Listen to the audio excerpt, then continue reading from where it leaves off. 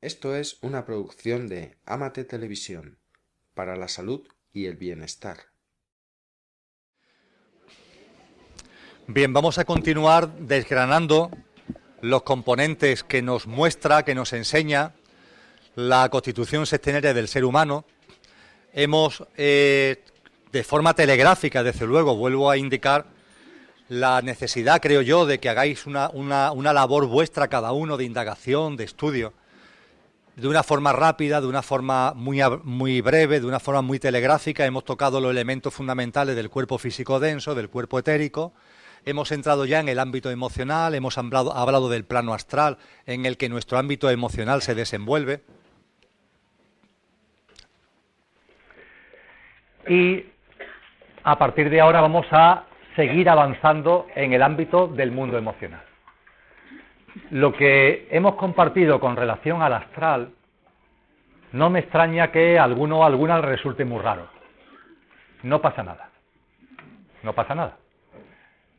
Insisto, si tenéis interés, indagar y estudiar vosotros mismos. Ahora, lo que vamos a compartir acerca del mundo emocional tiene unas plasmaciones prácticas más contundentes para todos los seres humanos. Perciban más o menos, tengan un mayor o menor acercamiento al tema del astral. Es una información muy contundente. Porque cuando se habla del mundo emocional, estamos hablando de emociones, de sentimientos, de deseos, lo que deseamos, lo que queremos.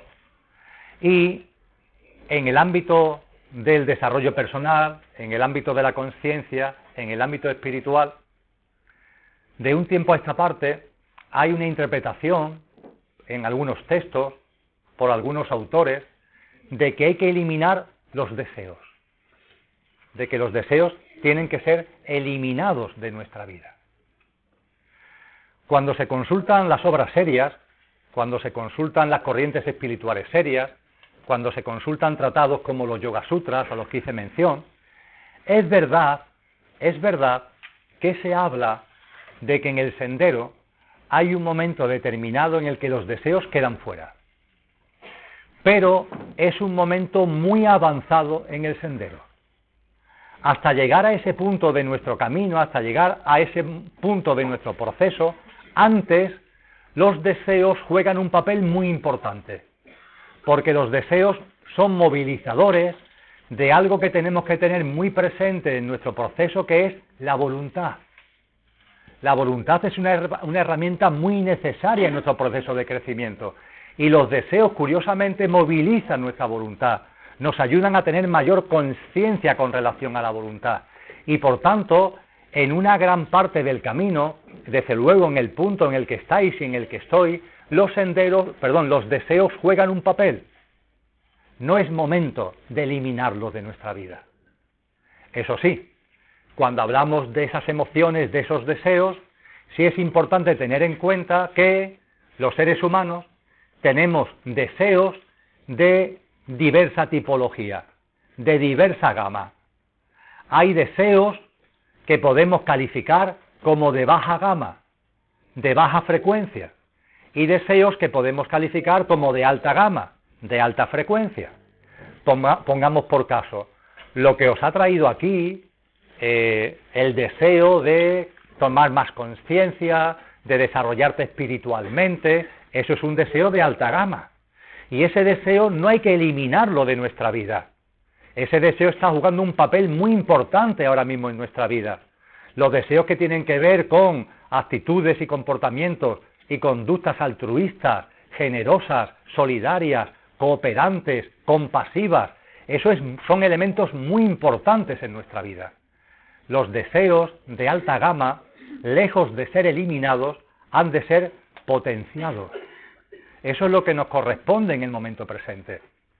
Eso sí, los deseos de baja gama, esos deseos de baja frecuencia, egoicos, ligados a deseos, a todos esos mundos raros que tenemos ahí en la cabeza, y que se puede calificar eso de egoico en el sentido amplio de la expresión, esos deseos sí conviene ser podados. Esos deseos sí que tienen que ser podados de nuestra vida, pero no los de alta gama. Esta diferencia es fundamental en el momento que estamos viviendo de nuestro proceso espiritual. Los deseos de alta gama han de ser potenciados. Los deseos de baja gama han de ser podados. Vamos a hablar un poquito de la potenciación de los deseos de alta gama y de la poda de los deseos de baja gama, ¿vale? Empezamos por lo primero. Todos esos deseos de alta gama que están en nosotros. ¿Cómo los podemos potenciar? Bien, he citado a un teósofo, he citado a un autor llamado Leadbeater. Leadbeater tiene un libro editado en 2 tomos, un libro tremendo que se llama La vida interna, que son capítulos cortos, no son capítulos muy largos. Y hay un capítulo que está dedicado precisamente al mundo de los deseos. Y da una serie de consejos prácticos de cómo potenciar los deseos de alta gama. Y esos deseos prácticos se plasman en 2 consejos. 2. Los expongo y a partir de ahí vosotros mismos, a partir de ahí vosotras mismas.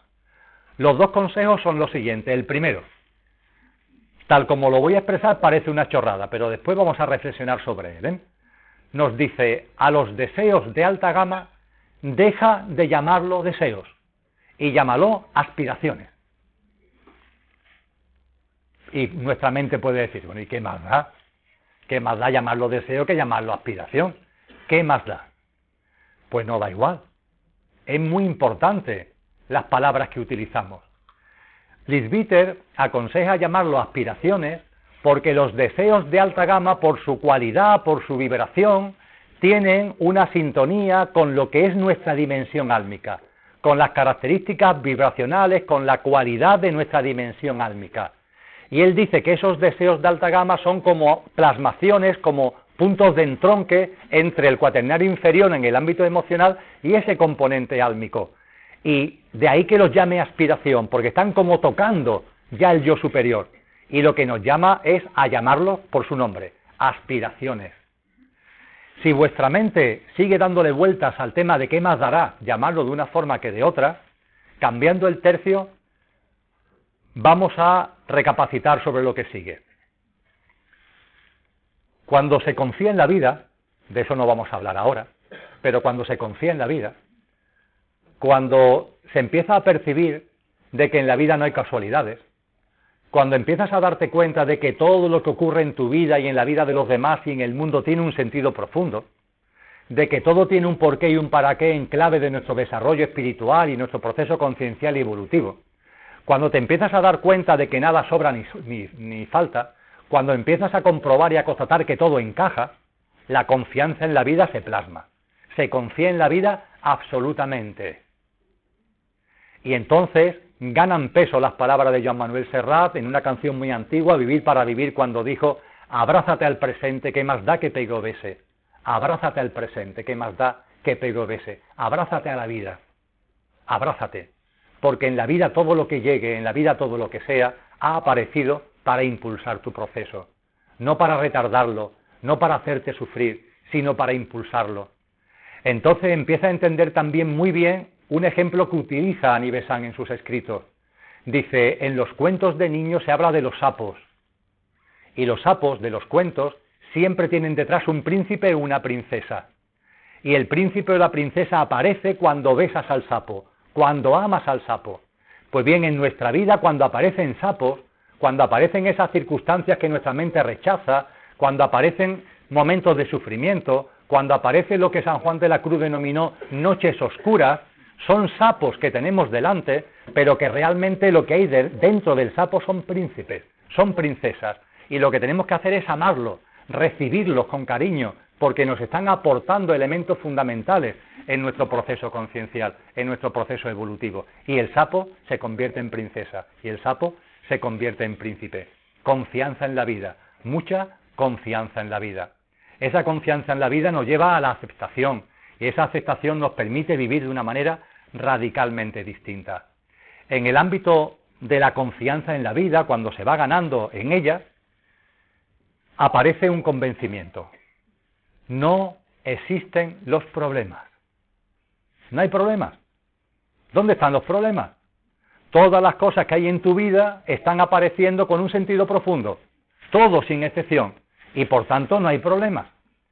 Hay que borrar, cuando en la mente aparezca la palabra problema, borrarla, y sustituirla por una palabra que es experiencias, oportunidades.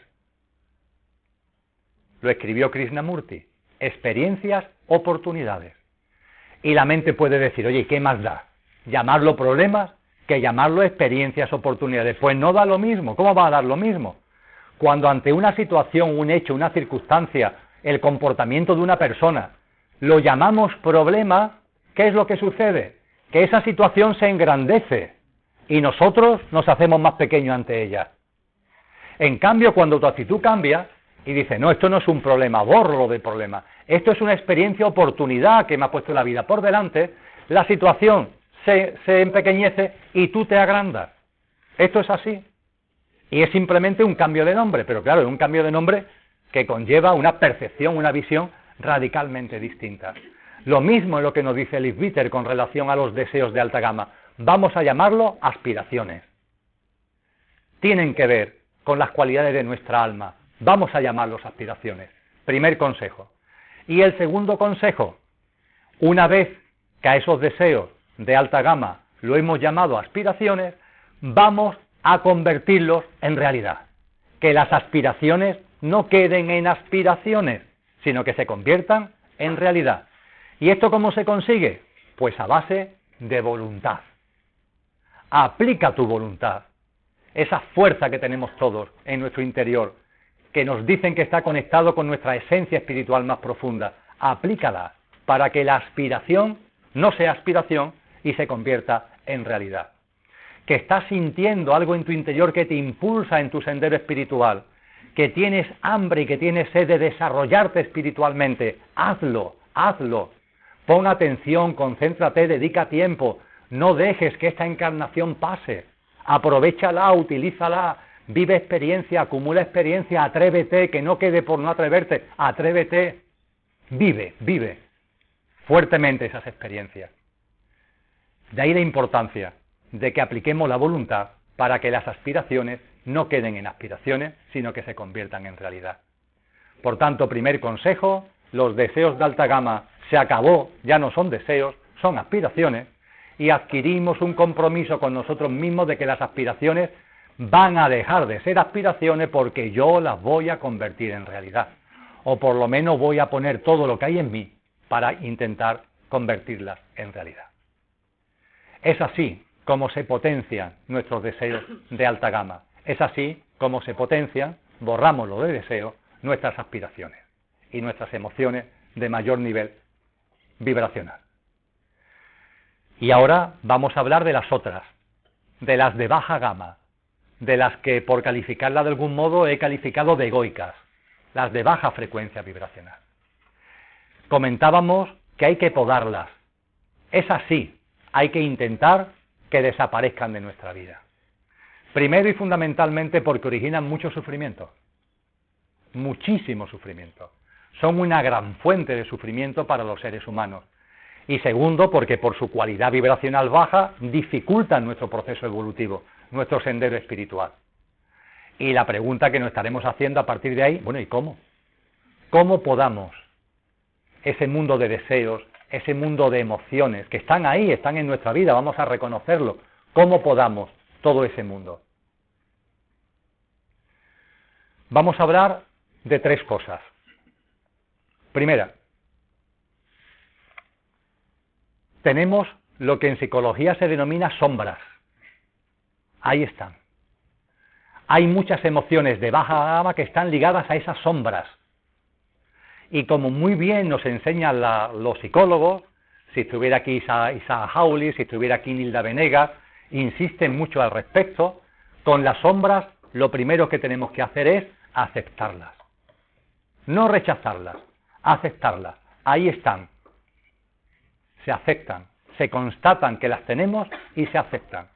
Y seguidamente, inmediatamente, además de aceptarlas, nos tenemos que meter en ellas.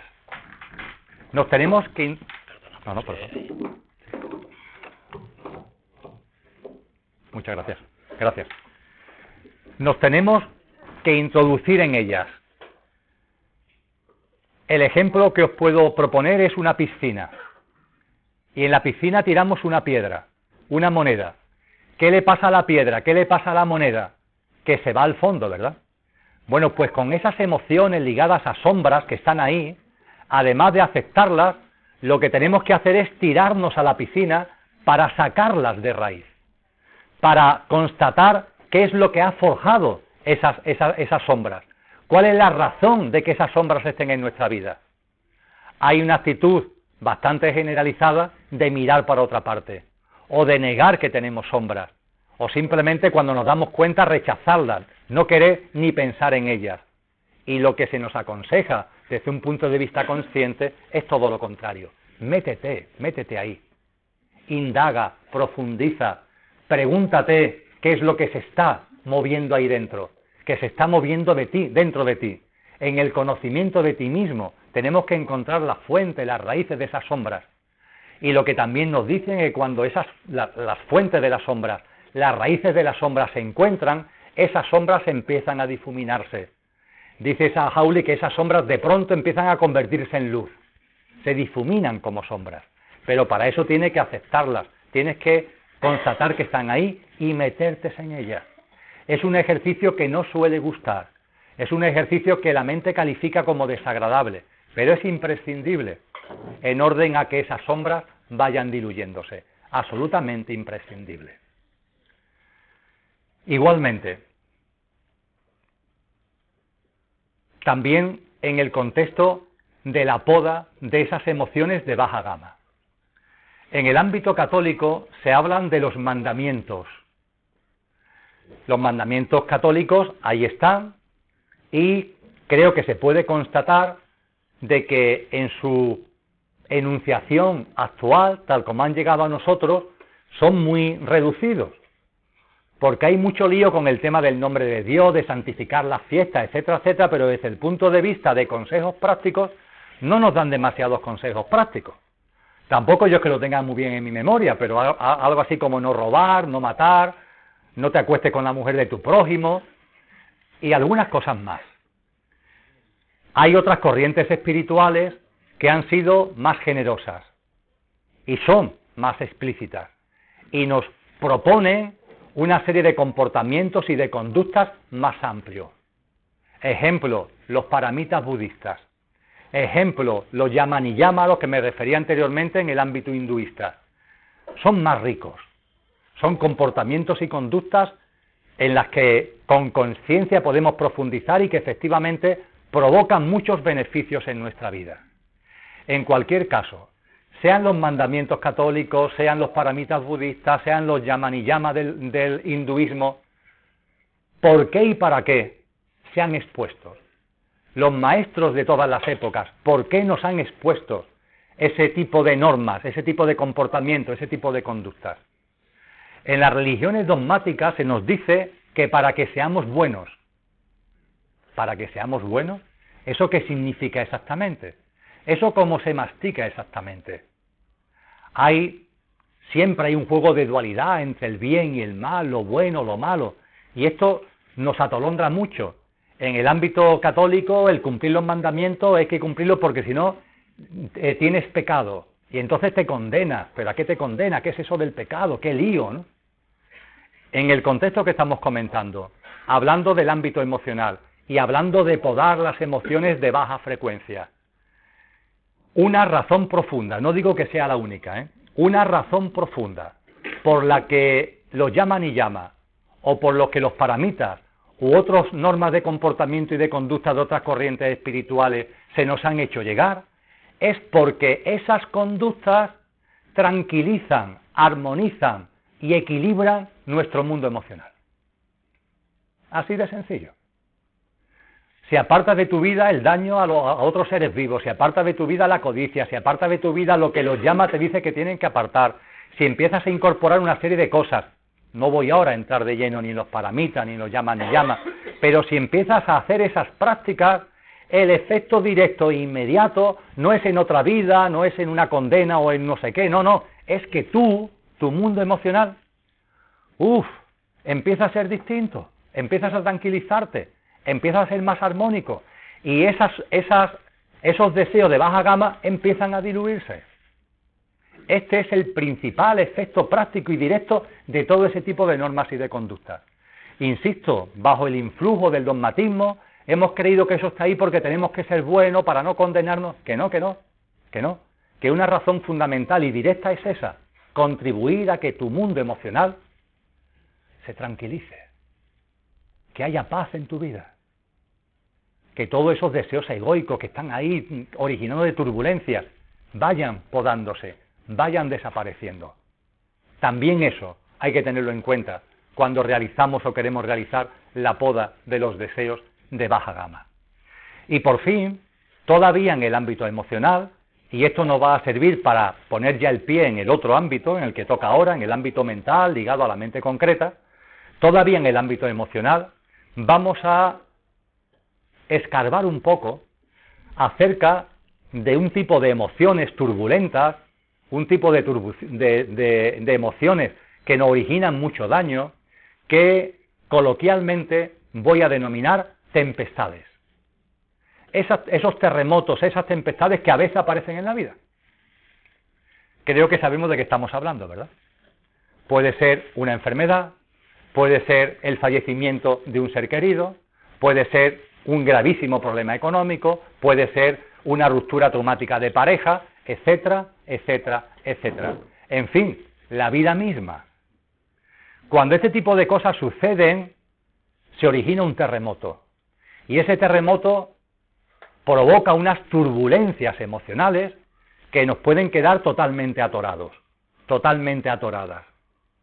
Voy a poner el ejemplo de una turbulencia quizás extrema. A mí, a la hora de poner un ejemplo, creo que es el más extremo. La madre cuyo hijo fallece a una edad temprana. 2 meses, 2 años, 5 años, 15 años, enfermedad, accidente, y tu hijo fallece. La mamá cuyo hijo fallece. Colaboro mucho con asociaciones de muchos puntos de España de padres y madres cuyos hijos han fallecido. Hacen una labor extraordinaria y yo modestamente pongo mi granito de arena. Ahí que lo que me he encontrado es que cuando esto acontece, la madre se queda fuera de juego. La vida pierde sentido para ella. El terremoto, la tempestad es inmensa y esa persona ya está fuera de sitio, como si hubiera muerto.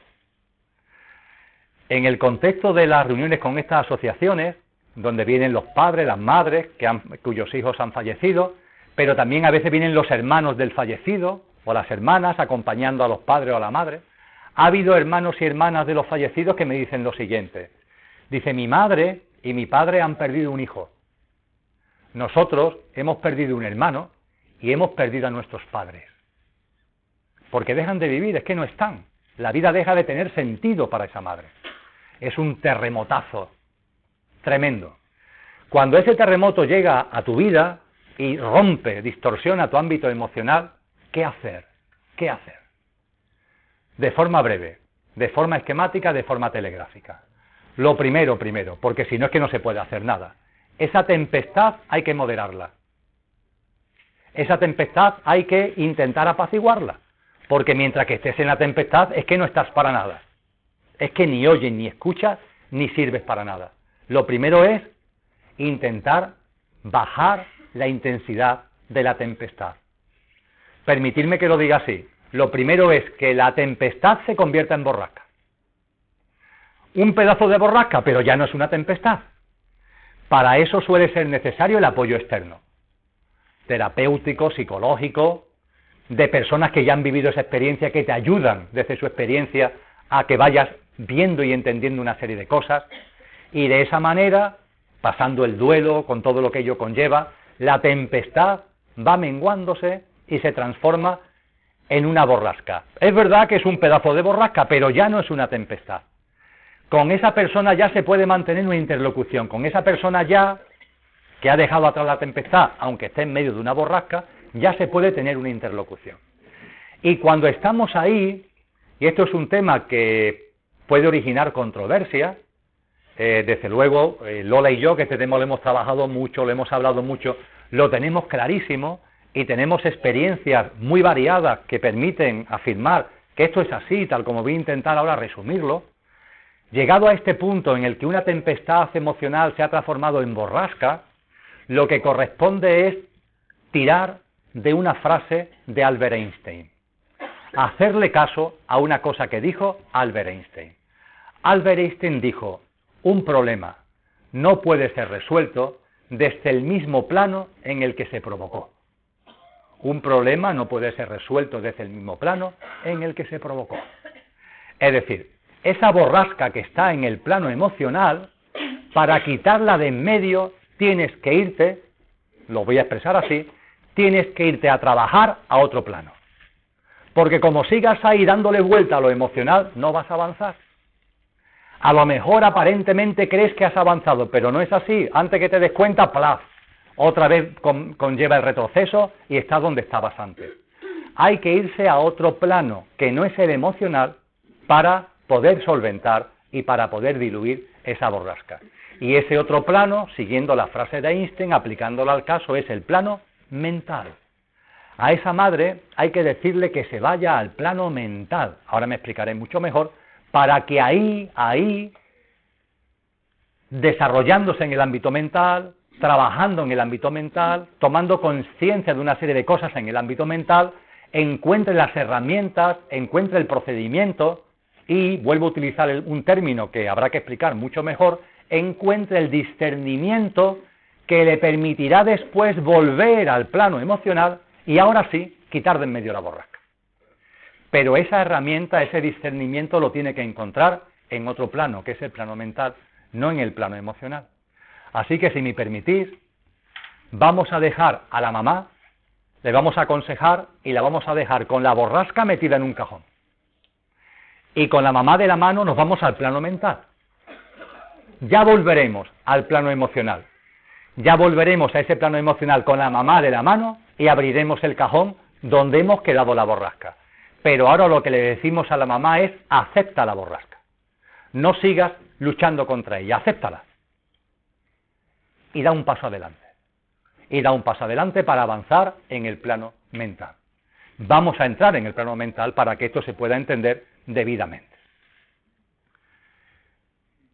El plano mental del ser humano, lo comentaba en la introducción inicial, es un plano que estamos forjando con nuestros pensamientos, de la misma forma que el plano emocional lo estamos forjando con nuestras emociones, de la misma forma que nuestro cuerpo físico lo estamos configurando con la alimentación y la bebida que le damos al cuerpo.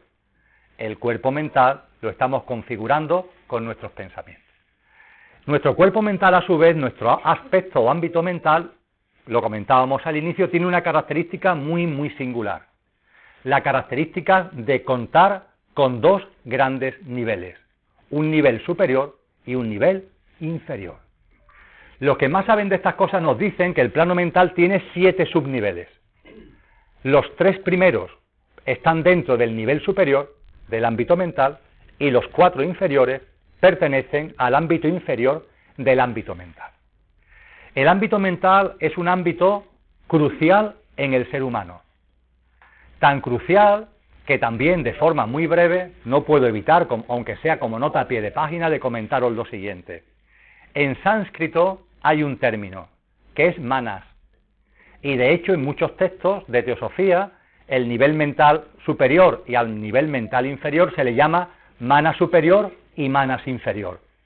Está haciendo referencia al mana superior, mente abstracta, al manas inferior o mente concreta. A eso se hace referencia con ese término. Recapacitar un poquito acerca de la palabra manas. La palabra manas significa en sánscrito pensador y pensamiento. Pensador, pensamiento. En castellano, ¿cómo se denomina nuestra especie? Humana. La palabra mana está contenida en el ser humano, en la humanidad. Nos vamos a otro idioma, al inglés. Sabéis que durante mucho tiempo el término hombre se ha utilizado como inclusivo de hombres y de mujeres.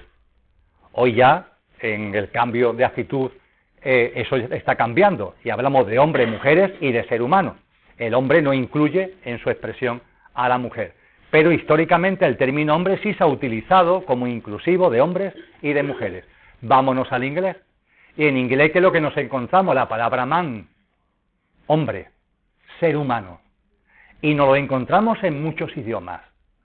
Y es muy curioso porque su raíz viene de la noche de los tiempos. Viene de un idioma tan antiguo y tan potente como el sánscrito. Y lo que nos está diciendo esta línea conductora a lo largo de la historia de la humanidad es que el ser humano, lo que realmente lo identifica, lo que os identifica a vosotros y me identifica a mí, la característica esencial en el contexto de la constitución sextenaria, una característica fundamental para todos los procesos evolutivos que tenemos que desarrollar, tiene que ver con el mundo de la mente. Y cuando terminemos de ahondar en ello, creo que lo vamos a entender debidamente. El mundo de la mente es importantísimo. Y para llegar a ello, para ahondar en ello, es muy importante esa diferenciación entre el nivel inferior y el nivel superior, entre la mente concreta y la mente abstracta. Vamos a hablar primero de la mente concreta. Vamos a hablar primero de el aspecto mental del cuaternario inferior. Vamos a hablar primero del aspecto mental del coche. Y habremos completado el coche. Habremos hablado del físico denso, del físico etérico, del ámbito emocional y ahora del ámbito mental ligado a la mente concreta. Y habremos completado el coche. Y podremos pasar ya a hablar del conductor. Pero vamos a hablar un poquito antes de ese ámbito mental del coche. Nos sentamos un poco en silencio. Observamos el mundo de nuestra mente concreta. Observamos esa voz que está ahí, a la que Teresa de Jesús llamó la loca de la casa. ¿Qué es lo que tenemos que hacer con esa mente? Acallarla, tranquilizarla. Blavatsky, en la doctrina secreta, nos dice lo que, de una forma o de otra, ha llegado a nuestros días. No ha habido una sola humanidad, ha habido distintas humanidades. Antes de esta humanidad existió otra humanidad que fue la Atlante. Antes de esta humanidad existió otra humanidad que fue Lemuria. Antes de esa humanidad existió otra humanidad que fue la Hiperbórea. Antes de esa humanidad existió otra humanidad que fueron los sin mente. Y cuando escuchamos esto nos suena un poco a chino a lo mejor. ¿Cómo que ha habido distintas humanidades? ¿Por qué y para qué ha habido distintas humanidades? Ha habido distintas humanidades, efectivamente, y todo tiene que ver con el proceso evolutivo que estamos siguiendo. Cuando nuestra dimensión espiritual empieza a encarnar aquí, en este globo, empieza a encarnar aquí, en el ámbito del planeta Tierra, las primeras veces que encarna lo hace en unas formas, en unas figuras de vida que no tenían ni siquiera todavía formas físicas. Eran formas que se asemejaban más a lo que hemos denominado etérico. Por eso se le decía sin mente, porque no tenían cerebro. No había cerebro porque no había ámbito físico. Evolutivamente a esa humanidad le siguió otra humanidad, que permitió a nuestra dimensión espiritual encarnar en algo más cercano a la materia que le sirviera para experienciar este plano físico y este plano material. Fue el mundo de los hiperbóreos, pero los hiperbóreos seguían siendo etéricos, carecían de un cuerpo físico y no tenían un ámbito mental debidamente desarrollado. Tenían mucha presencia lo espiritual, pero muy poca presencia el ámbito material. La siguiente humanidad, que fue Lemuria, es donde se produce el surgimiento del cuerpo físico tal como hoy lo conocemos, y aparece la mente tal como hoy lo conocemos. La gran aportación de Lemuria fue la configuración dentro de la constitución sextenaria. La gran aportación del mundo de Lemuria fue la configuración del cuerpo físico, junto con el cuerpo etérico. Esa fue la gran aportación. Después vino otra humanidad, la Atlántida. En la Atlántida, el vehículo que hubo que desarrollar, que hubo que darle cuerpo, que hubo que darle fuerza, que hubo que cuajar debidamente, fue el mundo emocional. Ese mundo emocional fue crucial en el ámbito atlante, y los atlantes vivían muy ligados a los ámbitos emocionales. Ese era el papel de esa humanidad. Pero nosotros, que posiblemente estuvimos en esas otras humanidades, ahora en esta humanidad ya no nos corresponde eso. Ya tenemos un cuerpo físico, tenemos un cuerpo etérico, tenemos un cuerpo emocional debidamente configurados. Y esta humanidad ha tenido que desarrollar una labor enormemente importante, el desarrollo de la mente concreta. Ese ha sido nuestro papel, y lo hemos hecho espléndidamente. Yo diría que hasta no hemos pasado varios pueblos. tanto desarrollar la mente concreta, tanto darle su sitio a la mente concreta. Oye, lo hemos hecho tan bien que no hemos pasado. E incluso para llegar al punto de creer que todo tiene que ser comprendido por la mente concreta, por el mundo de la razón, por el mundo de la denominada racionalidad, que realmente es muy irracional, tremendamente irracional, pero en fin, se le llama racionalidad. Nos hemos pasado bastante, pero hemos cumplido muy bien nuestro papel. Y en la evolución de la humanidad ahora toca algo muy importante, que es el desarrollo del otro aspecto mental, la mente abstracta. Ya hemos cumplido nuestras obligaciones en lo físico, en lo emocional, en lo mental. Ahora llega el momento de desarrollar la mente abstracta y vamos a hablar de eso. Pero con relación a la mente concreta, lo que tenemos que recordar es lo obvio. La mente concreta es muy importante. La mente concreta tiene muchas funcionalidades. La mente concreta es lo que hace posible que estemos aquí. Si no, ¿quién organiza esto si no hay mentes concretas por medio? La mente concreta sirve para organizar, para planificar, sirve para que hablemos, para que escribamos, para que nos comuniquemos, sirve para plasmar muchos de nuestros dones artísticos, muchos de nuestros talentos. Tiene muchísimas funcionalidades la mente concreta. Pero como nos hemos pasado varios pueblos, hemos olvidado algo importantísimo. La mente concreta no sirve para lo que dice su prospecto. ¿No lo habéis consultado el prospecto? ¿Nunca os dado por abrir vuestra mente concreta y meter la mano dentro? Hacedlo, por favor. El prospecto es muy bonito. Son letras negras que relata todas las funcionalidades de la mente concreta, que son las que resumidamente os acabo de recordar. Pero el prospecto tiene muchos detalles. Pero al final del prospecto, cuando le di la vuelta, al final, en letras rojas, pero muy rojas, tiene puesto, ojo, ojo, no olvides que la mente concreta no sirve para todo esto, pero ojo, no olvides que no sirve para comprender, entender, ver y vivir la vida. La mente concreta no sirve para comprender, entender, ver y vivir la vida. Y si te empeñas en utilizar la mente concreta para entender, comprender, ver y vivir la vida, pues no vas a ver la vida, ni la vas a entender, ni la vas a comprender, ni la vas a vivir. Porque la mente concreta simplemente no sirve para eso. Sin embargo, hemos creído que sirve para todo. Y de ahí que nos hayamos metido en tantísimo lío que estamos metidos. Y claro, como creemos que sirve para todo, la mente concreta ha adquirido un protagonismo que se ha convertido en esa radio que tenemos en la cabeza y que se le ha roto el botón de apagado. Y que se pasa el día hablando a través de pensamientos que no son nuestros, pum pum, ella está ahí, y por la noche a través de los sueños. Ha llegado el momento de utilizar la mente concreta para lo que vale, y de tranquilizarla y de acallarla y de ponerla en su sitio con relación a lo que no vale. La mente concreta, cuando lo utilizamos para ver la vida, ¿sabéis lo que pasa? Que todo lo ve torcido. Pero las cosas no están torcidas. Pero como la mente concreta no vale para ver la vida, cuando queremos ver la vida a través de ella, todo aparece torcido, pero las cosas no están torcidas. Cuando afirmo y reafirmo que las cosas no están torcidas, la gente lo recibe como una mala noticia. Oye, es una buena noticia. Las cosas no están torcidas, todo está en su sitio. Cuando de pequeños cogíamos un vaso de cristal y lo llenábamos de agua e introducíamos un lápiz, ¿qué es lo que le pasa al lápiz? Que se dobla. Pero cuando sacamos el lápiz del vaso, el lápiz está derecho. Lo volvemos a introducir y se vuelve a doblar. Lo volvemos a sacar y vuelve a estar derecho. ¿Esto qué es, magia? No. Ya somos mayorcitos y sabemos que la realidad es que el lápiz nunca se tuerce. Está derecho fuera y está derecho dentro. Nunca está torcido. Y el que esté torcido dentro, el que lo veamos torcido dentro, es un efecto óptico. Consecuencia del juego de ángulos entre el agua y el cristal, se acabó, es un efecto óptico. Pues bien, si cuando contempláis la vida a través de la mente la veis torcida, es un defecto o es un efecto de la mente. Es un defecto de mente. Es la mente la que provoca ese efecto, pero no es real porque nada está torcido. Nada, nada. Contemplad, por favor, la manifestación, contemplad el universo. ¿Cómo van a estar las cosas torcidas?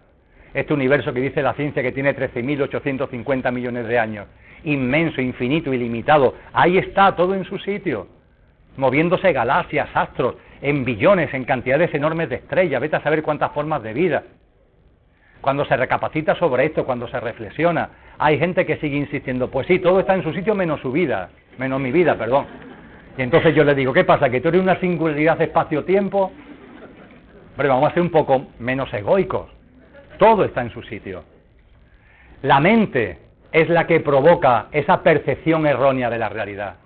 Y cuando la mente aparezca diciendo eso, lo que tenemos que decirle a la mente es algo muy sencillo. Mente, cállate, vuelve a tu sitio, ya te llamaré cuando te necesite. Y no estoy de broma, ¿eh? Mente, cállate, vuelve a tu sitio, ya te llamaré cuando te necesite. Yo esta tarde, antes de venir para acá, he dicho, oye, mente, ven para acá que te necesito para una charla. Ahora, cuando terminemos la charla dentro de un rato, mente, vuelve a tu sitio y ya te llamaré cuando te necesites. Ya está. Y la mente, esto termina haciéndolo por aburrimiento. Se aburre de ti, valiente tío soso, y se termina aburriendo de ti. Y empiezas a liberarte de ese lastre tremendo con el que hemos tenido que vivir, que nos impide ver la realidad. ¿No os dais cuenta que la mente, cuando la utilizamos para ver la vida a través de ella, la mente no puede ver? Que es imposible. ¿Qué hace la mente? La mente piensa. ¿Dónde está dicho que la mente ve? La mente piensa. La mente piensa acerca de. No ve, piensa acerca de. Y daros cuenta que cuando tenemos algo delante y utilizamos la mente, lo que estamos haciendo es, en ese pensar acerca de, el pensar acerca de es una especie de pantalla que estamos poniendo delante de la persona o que estamos poniendo delante del objeto para proyectar nuestra mente sobre ello. Y nuestra mente se proyecta en la pantalla que hemos puesto delante de la persona o que hemos puesto delante del objeto. La rosa es hermosa. ¿Pero dónde está escrito que la rosa es hermosa? La rosa es una rosa. No es hermosa, ni no hermosa. Es una rosa. Y mientras que la llames hermosa no estás viendo a la rosa. Estás pensando acerca de ella y estás proyectando sobre ella un sistema de creencia que te lleva a decir que es hermosa. Y el pobre cardo borriquero no es feo. Es un cardo borriquero. Y si lo llamas feo es porque estás proyectando sobre él un sistema de creencia en el pensar acerca de que te lleva a pensar que es feo. Y claro, ese sistema de creencia le podemos dar la vuelta. A mí me gusta decir, oye, ¿y por qué no al revés? El cardo borriquero sí que es hermoso, es resistente, aguanta los malos tiempos, está más en contacto con la naturaleza. La rosa es un poco gilipollas, delicada, ahí se nos estropea. Lo hermoso es el cardo borriquero, la rosa es feucha, aunque aparentemente sea muy vanidosa y se llene de colores, pero lo que de verdad merece la pena es el cardo borriquero. Bueno, pues le habríamos dado la vuelta al calcetín, pero estaríamos en lo mismo, seguiríamos sin ver al cardo borriquero, seguiremos sin ver a la rosa. Porque el cardo borriquero no es ni feo ni bonito y la rosa no es ni fea ni bonita. El cardo borriquero es un cardo borriquero y la rosa es una rosa. Y con la mente no lo vemos. Con la mente vivimos experiencias que son divertidísimas. Estamos en un bar con un grupo de amigos y dice uno de los amigos, oye, ahora va a venir una amiga mía que no conocéis, que tiene ganas de conoceros y que iba a pasarse por aquí. Ah, pues estupendo, que venga tu amiga. Y aquí estamos sentados y la amiga entra por esa puerta y en el trayecto de la puerta a la mesa, todos los que estamos aquí, chicos y chicas, mirándolo a ella, antes de que la pobre mujer llegue aquí, ya la hemos requete clasificado. Pla, pla, pla, pla, pla. Y ya cuando está aquí ya puede decir lo que sea, que ya tenemos una opinión formada sobre ella. ¿En función de qué? De nuestras proyecciones mentales. Según esté peinada, según sea su estatura, yo qué sé, según el color del pelo, en fin, como vaya vestida, pla, pla, pla, pla, pla, pla. Empezamos a proyectar sobre esa pobre criatura un montón de cosas que la estamos utilizando de pantalla. No estamos viéndola a ella, estamos proyectando sobre ella. Esto ocurre también en demasiadas ocasiones en lo que se llama enamoramiento, que no es enamoramiento, es otra cosa. ¿No os dais cuenta que en muchos enamoramientos no está el chico y la chica? Permitidme que utilice el modelo convencional. Podría hablar de dos chicas, podría hablar de dos chicos, y es exactamente igual de válido, homosexual, heterosexual, pero en fin, el más convencional, por no extenderme mucho en las apreciaciones, el chico-chica. ¿No os dais cuenta que en una relación chico-chica no hay dos? No son tres, como en las películas. Hay cuatro, siempre hay cuatro, o en demasiados casos hay cuatro, porque está el chico, está la chica, está el chico soñado por la chica y la chica soñado por el chico. El chico mira a la chica y no la está viendo, está proyectando sobre ella. La chica mira al chico y no lo ve, está proyectando sobre él. Los formatos de relaciones, las aspiraciones que te han enseñado, yo que sé, en tu casa, un montón de follones, los cuentos que has leído, las películas que has visto, bla, bla, bla, bla, bla, bla. Y lo que hacemos es simplemente inventarnos algo que no existe. El chico no está viendo a la chica, está pensando acerca de la chica. La chica no está viendo al chico, está pensando acerca del chico. Y pasa el tiempo, normalmente no demasiado. Y me llega Jaime y me dice, mira, Emilio, es que María no es como yo pensaba. Yo soy muy tranquilo, pero a veces está por darle un cosqui. Pero, por supuesto que no es como tú pensabas, pero no lo es ahora, y es que nunca lo ha sido. María es María, no como tú pensabas, efectivamente. Es que eres imbécil el tiempo que ha tardado en darte cuenta de que María no es como tú pensabas, María es como es. Y llega María y me dice, oye, he roto con Jaime. Bueno, pero ¿qué ha pasado? Es que no es como yo pensaba. Otro copón, hombre, podemos seguir así mucho tiempo. Os reís, pero es que es verdad.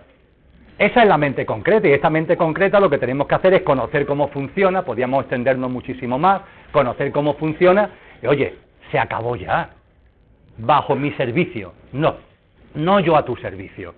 Y la mente concreta la utilizamos para muchas cosas, porque es muy importante, pero para lo que sirve, y no para entender, comprender y ver la vida, que para eso no sirve.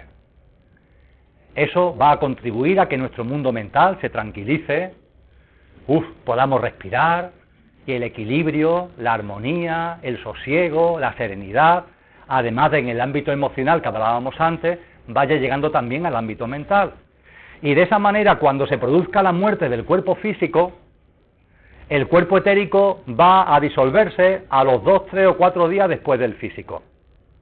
Tiende a estar pegado a él, al cadáver, entre comillas, a las cenizas, y se termina disolviendo.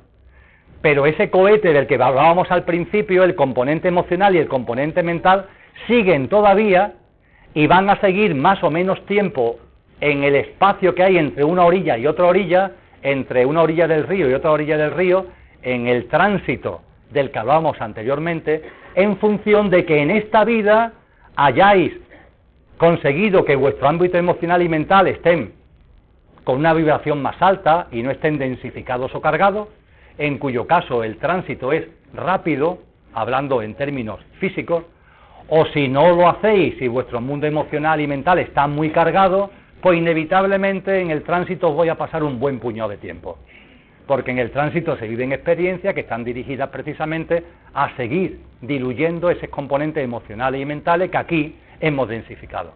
No voy a entrar en ello, porque quiero hablar ahora del otro componente de la mente, el componente de la mente abstracta. La mente abstracta no pertenece al coche. Está en el ámbito mental, pero pertenece al yo superior. En la constitución sextenaria se nos enseña que la mente abstracta está integrada en el denominado cuerpo causal, junto con las relaciones de causa y efecto y en el que es el depósito, ese cuerpo causal del alma. Ahí está la mente abstracta. Y hay muchas personas que me dicen, Emilio, vale, coche y conductor, conductor y coche, pero ¿cómo conecto? Esto es divertido, porque mucha gente dice, Emilio, ¿cómo conecto con mi ser interior? Digo, pero tú eres tonto. ¿Quién me está hablando? Fijaros, recapacitar, por favor. Voy a conectar, quiero conectar con quien soy, con mi verdadero yo. Quiero conectar con mi ser interior. ¿Quién habla ahí? Pero ¿cómo vas a conectar con lo que eres si es lo que eres? De ahí la expresión esa que se me ha escapado de ¿eres tonto? ¿O eres tonta? Cuando alguien dice que quiere conectar con su interior, lo que se está produciendo es que el coche está diciéndome que quiere conectar con el conductor.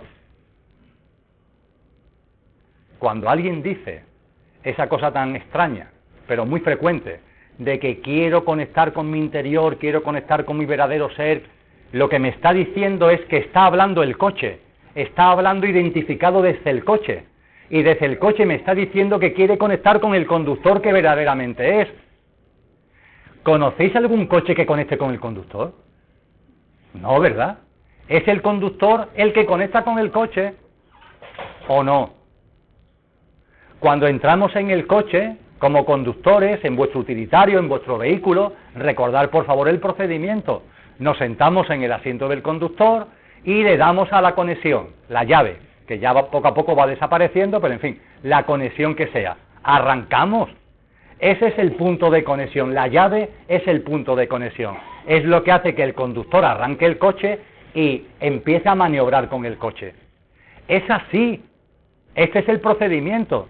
¿Cómo que el coche va a conectar con el conductor? ¿Cómo que tú vas a conectar con quien eres? Pero por favor, si es lo que eres. Lo único que tendrás que hacer es tomar conciencia y aplicar el sentido común. Es el conductor el que conecta con el coche, no el coche el que conecta con el conductor. El coche tiene que estar en perfecta forma. La parte física, la parte etérica, la parte emocional, la parte mental. Vamos a intentar que esté de la mejor forma posible. Hemos venido hablando de esto. Pero para que lo que yo realmente soy, para lo que realmente somos, tome el mando de la vida, tome el mando consciente del coche, tome el mando consciente de la vida, yo me tengo que sentar en el asiento del piloto y tengo que conectar para que el coche arranque.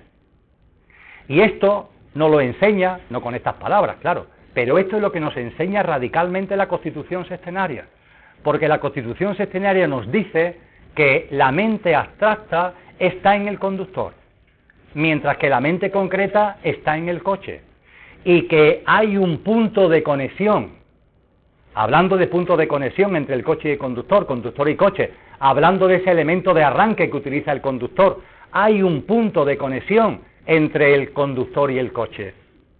Y ese punto de conexión está ahí, en todos los seres humanos, y está ahí para que arranquemos. Eso sí, se nos dice que ese punto de conexión está como en embrión. En la mayoría de los seres humanos no se ha desarrollado, no se ha abierto, con lo que la conexión no es posible. Eso es lo que dificulta que tu yo superior tome el mando de tu vida, que ese punto de conexión está en embrión, en semilla, pero no se ha abierto, no se ha expandido, no se ha desarrollado. Debería hacer de puente para que el yo superior, ¡plac!, se meta en el coche y tome el mando consciente del coche, pero como ese punto de conexión está todavía ahí en embrión, eso no es posible. ¿Cómo se llama ese punto de conexión? Esto es otra circunstancia curiosa.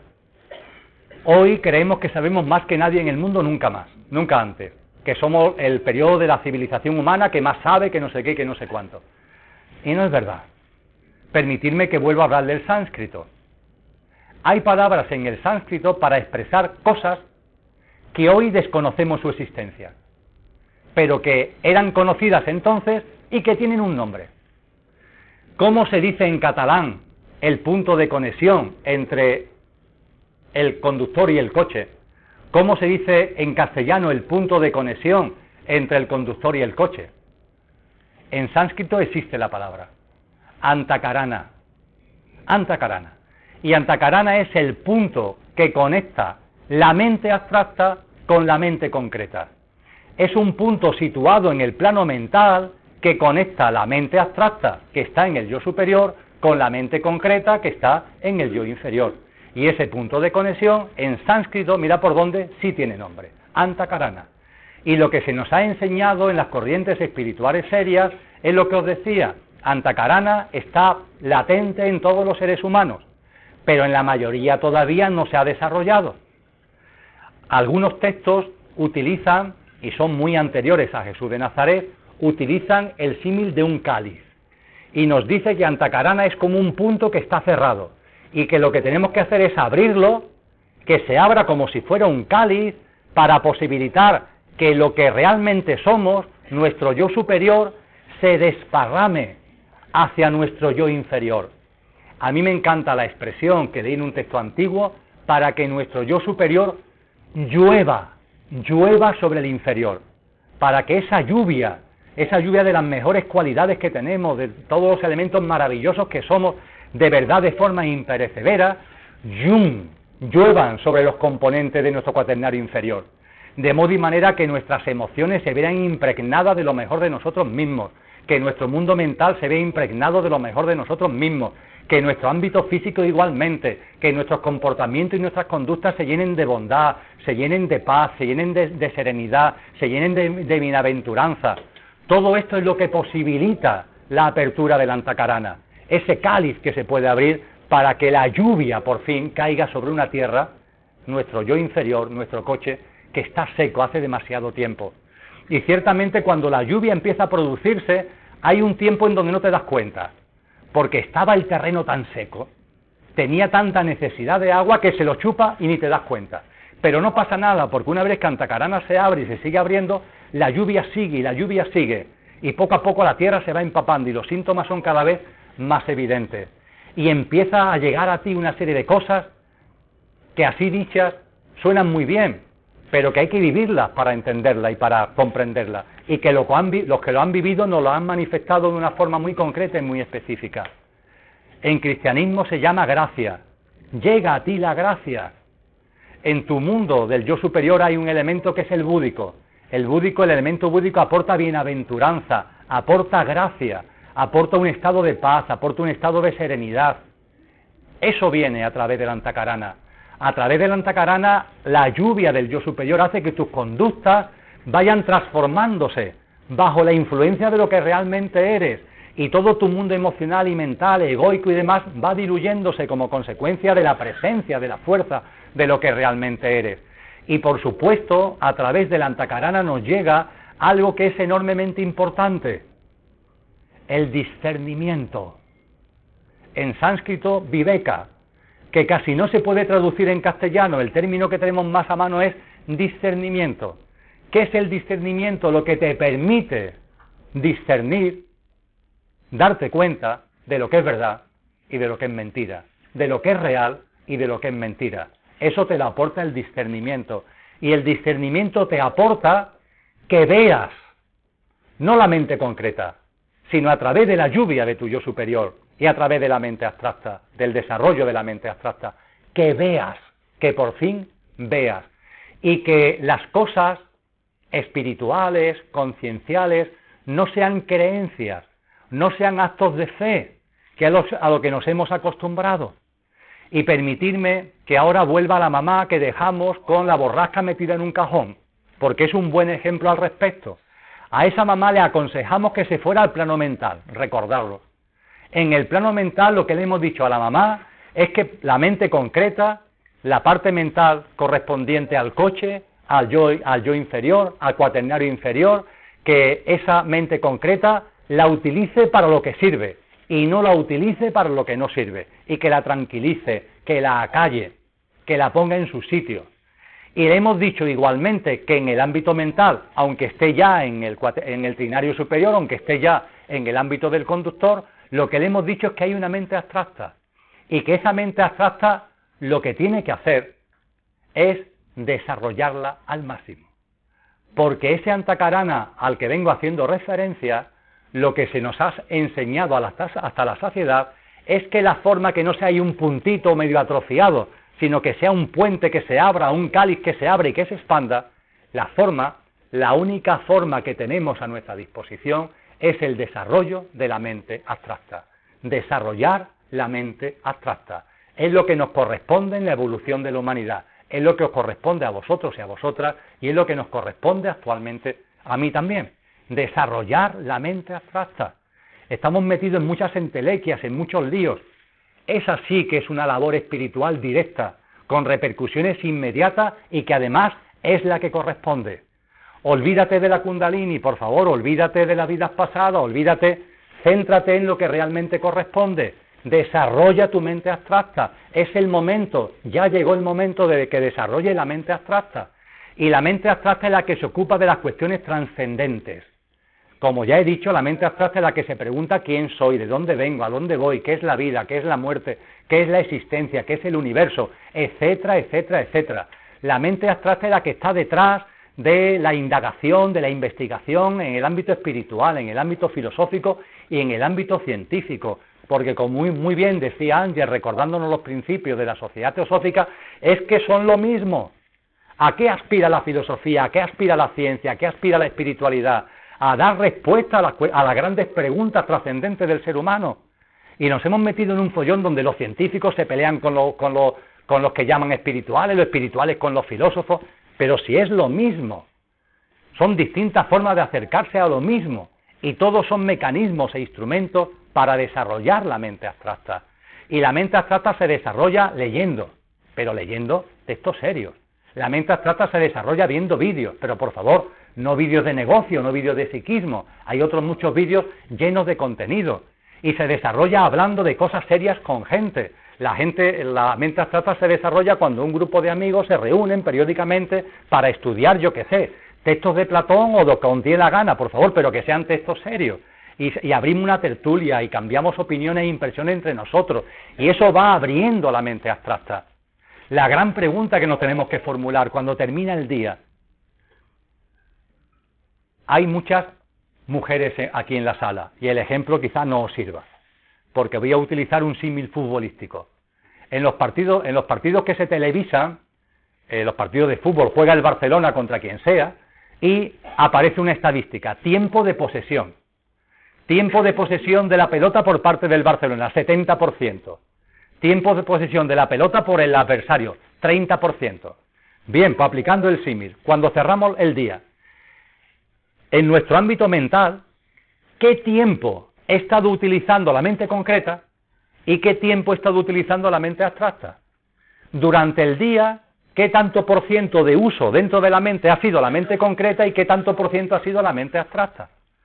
Para una enorme cantidad de la humanidad, el tiempo, el tanto por ciento de posesión de la mente abstracta es cero. Cero patatero. Que se nos pasa el día sin que haya una sola cuestión trascendente que aparezca encima de nuestra mesa. Que estamos tan metidos en los líos cotidianos del sota, caballo y rey de lo material, que es que no somos capaces de dedicar un segundo de atención a lo único que realmente merece la pena. Porque es lo único que realmente nos va a servir cuando salgamos de aquí, en nuestro proceso espiritual, cuando lleguemos al plano de luz. El desarrollo en conciencia. Y para eso el desarrollo de la mente abstracta es crucial, porque es el desarrollo de la mente abstracta lo que abre el antakarana. Y si no hay desarrollo de la mente abstracta, no hay antakarana que valga. Y ya nos podemos poner como nos pongamos, porque esto es así. Y no es así porque lo diga yo, que aquí no pinto nada. Yo soy simplemente un divulgador, un transmisor de lo que han dicho gente que han evolucionado espiritualmente, como algún día nosotros avanzaremos, pero que nos queda mucho trecho. Pero no han puesto por delante el mapa, no han facilitado el camino. Y qué manía de olvidar lo que otros ya nos han dicho cuando esos otros ya han recorrido el sendero. Y nos lo han planteado con amor, lo han planteado con compasión, para que nos sea útil. Vamos a desarrollar la mente abstracta. Y desarrollando la mente abstracta se abre antakarana. Y al abrirse y expandirse antakarana, lo que realmente somos se desparrama, llueve sobre el coche. Y entre las cosas que llegan, además de la bienaventuranza búdica, además de la gracia de la que hablan los cristianos, además de esas conductas, esos comportamientos que de una forma natural, llena de altruismo y de generosidad, van a empezar a llenar tu vida porque es lo que tú eres realmente. Además de todo eso llega el discernimiento. Y el discernimiento te permite distinguir lo real de lo que no lo es. Y el discernimiento te permite, por fin, ver. Y que las verdades no sean creencias, sino que se asienten en tu vida porque son verdades. Ya está. Volvemos a la mamá. La habíamos dicho, vete al plano mental. Acalla la mente concreta, expande la mente abstracta. Y esa mamá expande la mente abstracta, y expande la mente abstracta, y expande la mente abstracta. Y antakarana empieza a abrirse, y antakarana empieza a desarrollarse.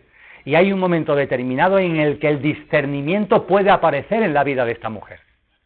Y cuando esta mujer tiene el discernimiento, es el momento de que vuelva al plano emocional. Abra el cajón y saque la borrasca. Y con el discernimiento en la mano se va la borrasca. Antes, en la asociación de padres y de madres que han perdido seres queridos, antes yo con esa mamá había hablado, yo o quien sea, había hablado un montón de veces. Mira, amiga, yo qué sé, mira, Pepi, que la muerte no existe, que solo hay vida, que la muerte es un imposible, que la muerte es un fantasma de la imaginación humana, que nadie muere, que el conductor que fue tu hijo, que fue tu hija, sigue vivo, y que está en el plano que realmente más nos corresponde. La muerte no existe, la muerte es un imposible, la muerte es un fantasma de la imaginación humana. Y Pepi me miraba con lágrimas en los ojos. Y yo sentía que quería creer en lo que yo le decía, Pero claro, quería creer. Ya está, no podía pasar de ahí. Y le consolaban mis palabras, porque encontraba ahí una ventanita de consuelo. Pero realmente eso no lo tenía interiorizado, por eso seguía la borrasca, por eso seguía sufriendo. Pero cuando se va al ámbito mental, cuando desarrolla la mente abstracta, cuando se abre la antacarana y por fin le llega el discernimiento, Pepi ve. Ya está, ve. Ya ella ha visto que la muerte no existe. Ya ella ve que la muerte es un imposible. Ya ella constata y comprueba que la muerte es un fantasma de la imaginación humana. Y se acabó la borrasca, ya está. No hay razón ninguna para la borrasca porque no hay muerte. Hombre, puede quedar un dolor humano, porque no somos robots, tenemos un componente humano de sistema nervioso, de sangre, de carne, un componente humano de echar en falta. Y claro que se echa en falta a los seres queridos yo, que hayan fallecido mi padre y mi madre. Y claro, a veces lo he hecho en falta. No tengo ninguna borrasca emocional en el recuerdo de ellos, porque sé que están vivos, sé que estuvieron aquí el tiempo que tuvieron que estar para vivir las experiencias que les correspondían, pero es cierto que ellos, ya que hablamos de fútbol, eran muy béticos. Y a veces íbamos al fútbol juntos, y el otro día que el Betis ganó en el campo del Madrid, pues yo diría, oye, qué bonito hubiera sido que hubieran estado mis padres aquí en casa y haber visto el partido juntos, porque hubieran disfrutado mucho. O el barecito donde íbamos antes de los partidos a tomar algo para después ir al fútbol, cuando paso a veces por allí digo, oye, qué buenos momentos echamos allí. Y puedo tener una cierta añoranza. Pues claro que sí, pero ya está, borrasca ninguna. Es más, el discernimiento te va a decir algo muy importante, es que como siguen vivos, te acompaña. No vamos a entrar en el cómo y en el qué manera, pero te acompaña, claro que te acompaña. Y es verdad que no voy al Betis con ellos. Permitirme la cuasi broma, permitirme la cuasi broma, que es solo cuasi, no es broma completa, permitirme la cuasi broma. Es verdad que no voy al Betis con ellos, y es verdad que hay cosas que antes hacía con ellos y ahora no puedo hacer, pero también es verdad que ahora mis padres serían muy mayores, y como serían muy mayores, no podrían acompañarme en los viajes. Lola y yo, que estamos todo el tiempo entre Sevilla y Madrid ahora, hoy en Barcelona, mis padres no podrían acompañarme. Pero como han desencarnado y están donde están, en el plano de luz, pues mira por dónde me acompañan. Son ventajillas que tiene el asunto. Que compensan con crece la otra añoranza. Ya fuera de cuasi bromas. El discernimiento llegó a esa mujer, a Pepi, y Pepi vio, y se acabó, claro, se acabó. Se acabó la borrasca. Queda una añoranza humana, comprensible, claro que sí, pero se acabó la borrasca.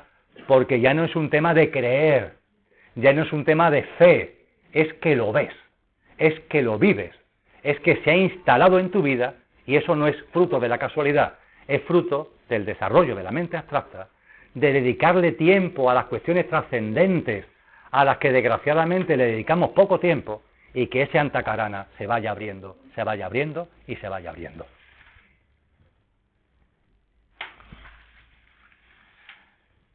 La mente abstracta, junto con las relaciones causa-efecto y junto con el alma, configuran el cuerpo causal. En el tiempo que nos queda, vamos a compartir sobre un asunto que merecería él solo un taller más largo del que es el desarrollo de esto. Porque vamos a hablar, ya hemos empezado a hablar de ello con el tema del cuerpo causal, del alma, pero vamos a hablar, aunque sea un ratito, sobre el espíritu o mónada, sobre el alma universal o Buddhi y sobre el alma. Y os planteo una pregunta. ¿Tanto lío para qué? Esto de desencarnar, volver a encarnar, desencarnar, volver a encarnar. Mira que cuesta trabajo volver a encarnar, porque no cabemos en nuestros cuerpos. El alma es tan enorme que lo único que puede hacer la pobre es proyectar un rayito, porque no cabe en los cuerpos humanos. Y otra vez. Y cuando empezamos medio a acostumbrarnos, ya hemos encajado en el coche y eso, otra vez fuera del coche. Venga, fuera y otra vez a volver en un coche nuevo. ¡Qué follón! Hombre, es verdad que las reencarnaciones, es decir, la evolución basada en cadena de vidas, tiene una gran ventaja. Vamos a suponer que encarnáramos una vez y viviéramos, yo qué sé, 1000 años. ¿Vale? ¿Cómo se evoluciona más? ¿Encarnando una vez y viviendo 1000 años? ¿O encarnando 10 veces viviendo 100 años cada una? ¿O el tiempo que corresponda en cada encarnación? La reflexión es sencilla.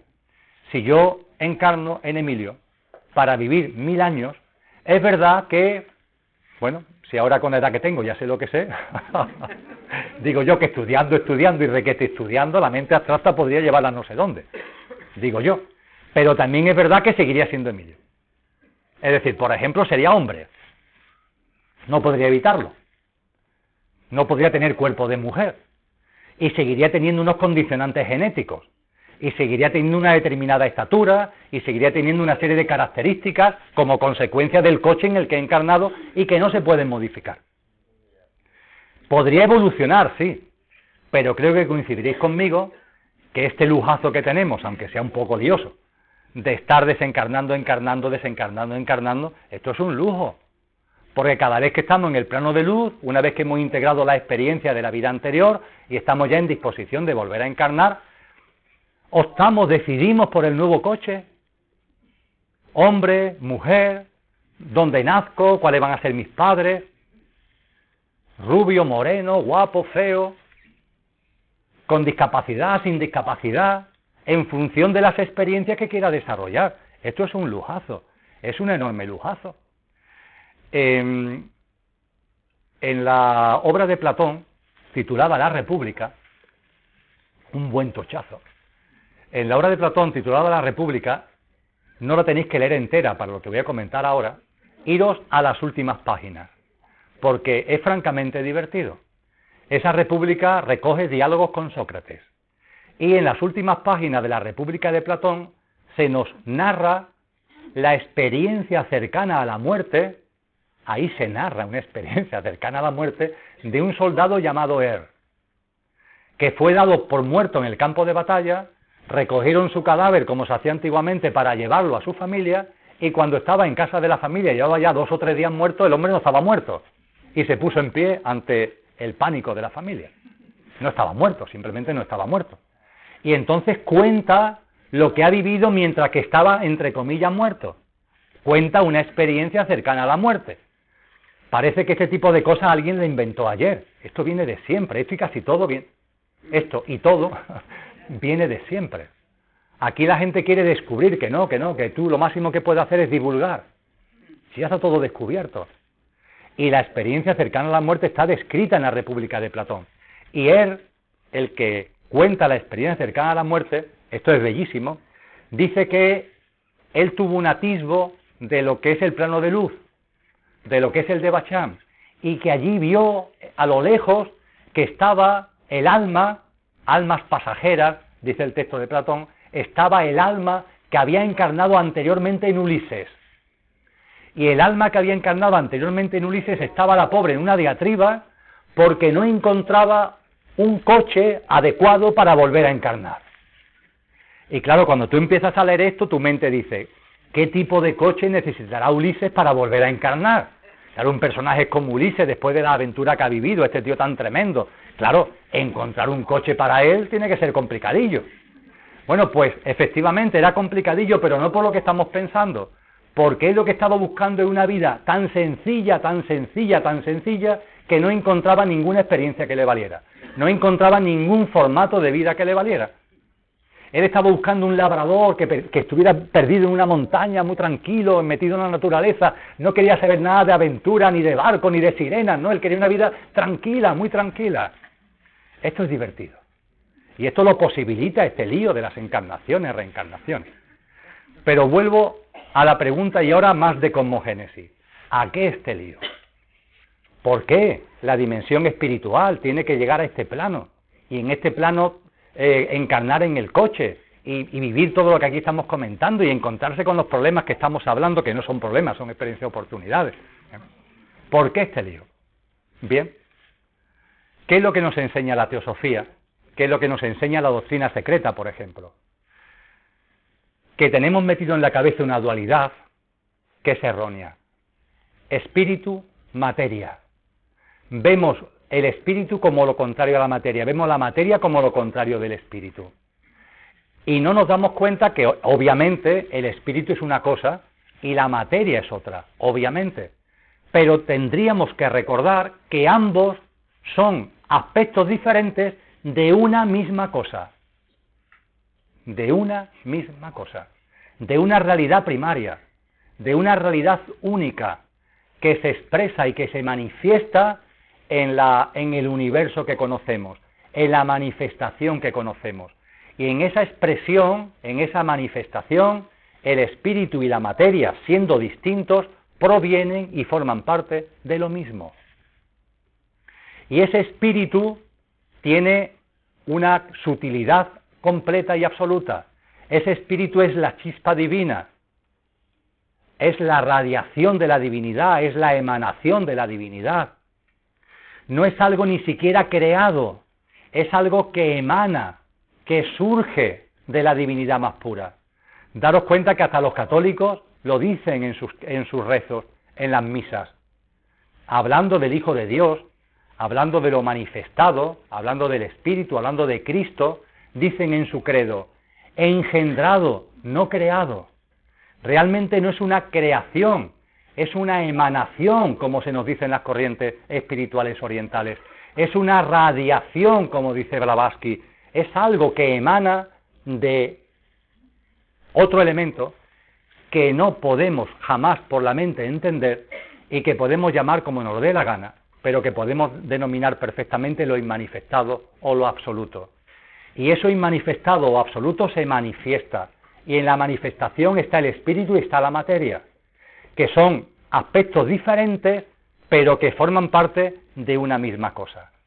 Y la mónada, el espíritu, que es lo que existe, el espíritu y la mónada, no tiene per se, porque es uno, porque es homogéneo, porque no está diferenciado, no tiene capacidad per se para experienciar los niveles inferiores. No tiene capacidad per se para experienciar la materia. El espíritu, como tal, no puede experienciar la materia, no tiene instrumentos, no tiene herramientas para experienciarla. Y el espíritu, vamos a expresarlo así, quiere experienciar la materia. El espíritu quiere envolverse en la materia para experienciarla en consciencia, para vivirla en consciencia. Y para eso el espíritu comienza un proceso que podemos llamar un proceso de diferenciación, o para que se entienda mejor, un proceso de individualización. Lo que es uno y jamás dejará de ser uno, tiene que vivir un proceso de individualización aparente, porque es ese proceso de individualización aparente el que le va a permitir encarnar en la materia de la forma y la manera de vida para poderla experienciar. Y ahí comienza el recorrido del espíritu. Y en estos textos a lo que me estoy refiriendo se narra con mucha precisión cómo el espíritu, buscando instrumentos, buscando vehículos para experienciar la materia, empieza a descender de planos. Y entra en el plano átmico, y después entra en el plano búdico, y después entra en conexión con el plano mental, todo con el objetivo de adquirir instrumentos que le permitan conectar con la materia. Y en ese contexto el plano mental es decisivo, manas es decisivo. Cuando se habla de alma, sea individual o sea universal, las teologías de casi todas las corrientes espirituales no aportan muchas pistas al respecto. Sabemos que el alma universal, y por tanto las almas individuales que pertenecen como las hojas del árbol a la gran alma universal, son el vehículo el primer vehículo, el vehículo directo que utiliza el espíritu para experienciar la materia. Eso lo sabemos. Pero hay pocas aportaciones acerca, bueno, pero ¿de dónde surge? Porque el espíritu y la materia son distintos aspectos de una misma realidad. Pero ¿y el aspecto álmico? ¿Y el componente álmico? No puedo entrar en muchos detalles, pero como estamos hablando de que esto es un esquema, os invito a que indaguéis sobre lo siguiente. ¿Cómo funciona un aparato de radio? Un aparato de radio tiene un receptor que emite una frecuencia vibracional bajita, muy bajita, pero está ahí, emitiendo. Y ese receptor recibe las ondas que la cadena SER, la COPE, etcétera, etcétera, están emitiendo continuamente, y otras muchísimas emisoras. Esas ondas tienen una frecuencia vibracional más alta que la del receptor. Y cuando la vibración del receptor recibe, convive, se encuentra con la vibración más alta de las ondas radiofónicas, se produce algo que puede parecer mágico y que no lo es. El contacto de una frecuencia vibracional alta con una frecuencia vibracional baja provoca inmediatamente el surgimiento de una tercera frecuencia vibracional. De forma automática, de forma espontánea y de forma natural. No hay que hacer nada. En física de sonidos, en física de luz, se utiliza mucho esto. Se llama el heterodino o efecto heterodinaje. Y es el que nos dice que siempre que una frecuencia alta entra en contacto con una frecuencia baja, surge una tercera frecuencia vibracional. Esa tercera frecuencia vibracional tiene una característica muy singular. La frecuencia alta, siendo alta, es la que es.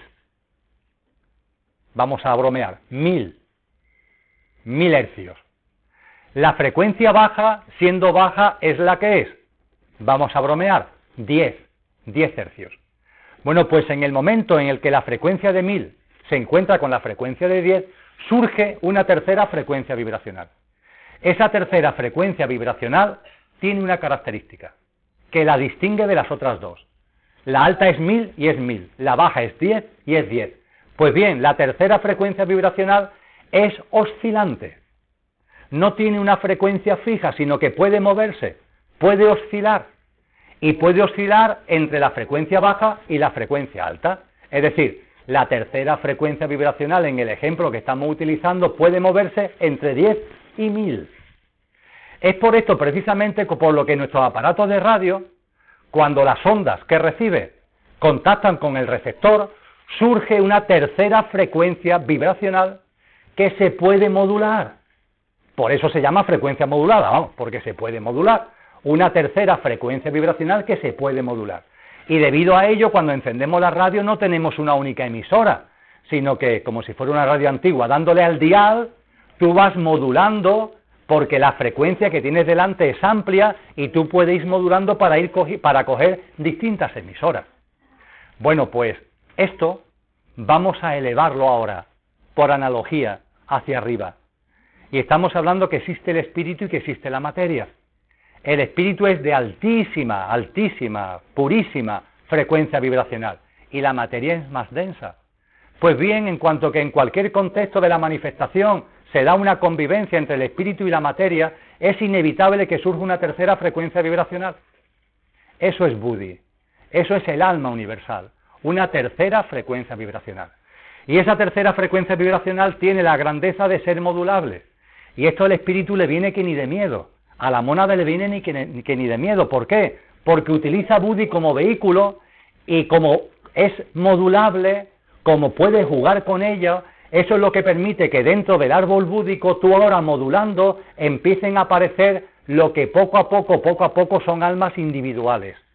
Que todas pertenecen a Buddhi, igual que las ondas, las emisoras de radio que estamos cogiendo, todas están en la FM.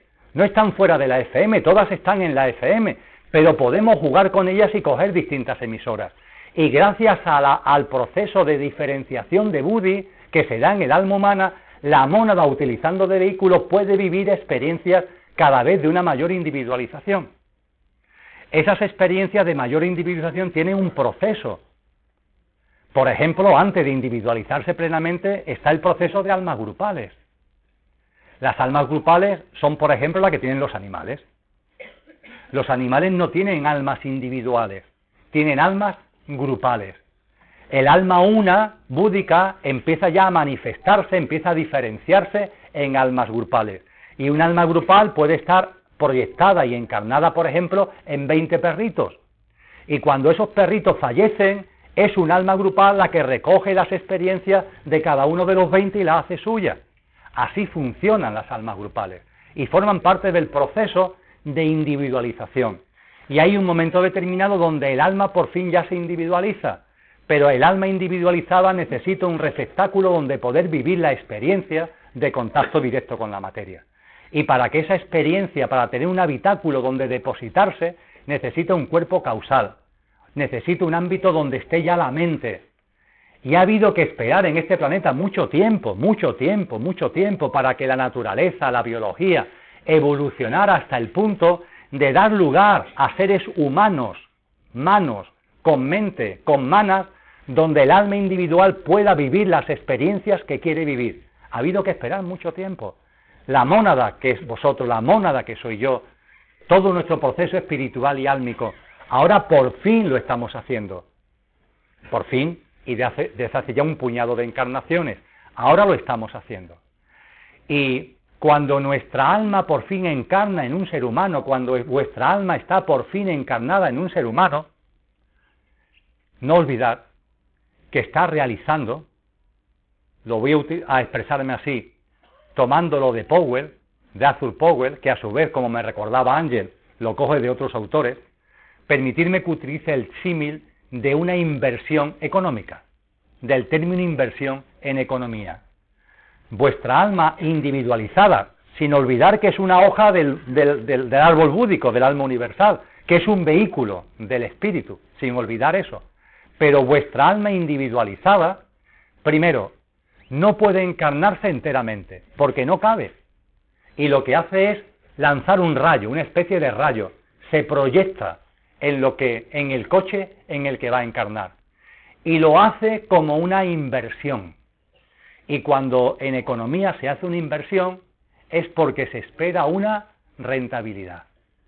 Y vuestra alma está, y la mía, de esta encarnación, está esperando una rentabilidad. En términos reales y de conciencia, esa rentabilidad que es, evidentemente no son euros. Vuestra alma espera que la inversión que ha realizado al tener nuevamente que volverse a encarnar, le aporte una rentabilidad en términos de conciencia. ¿Será ya el momento que de una vez te des cuenta que no eres el coche? ¿Habrá llegado ya esa encarnación?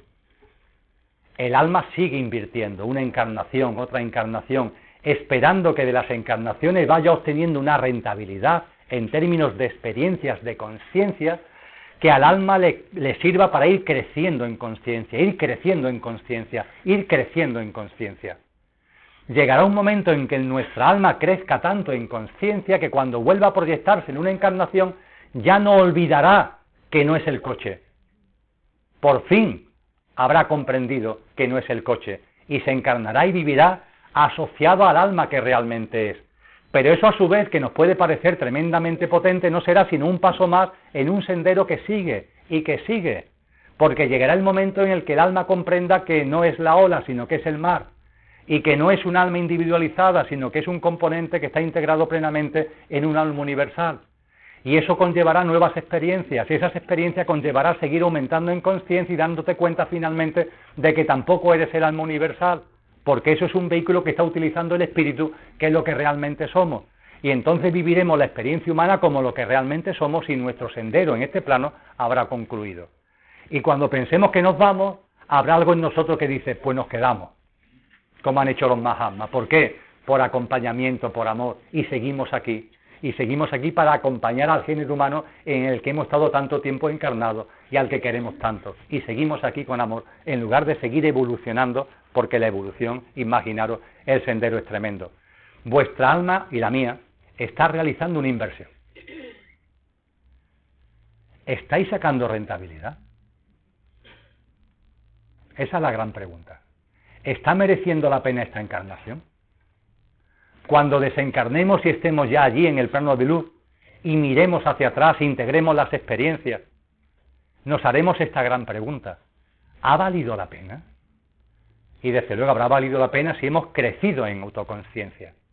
Y la autoconciencia significa llevarnos experiencias con las cualidades que computa el alma, porque las cualidades que el alma no computa no contribuyen a que el alma crezca.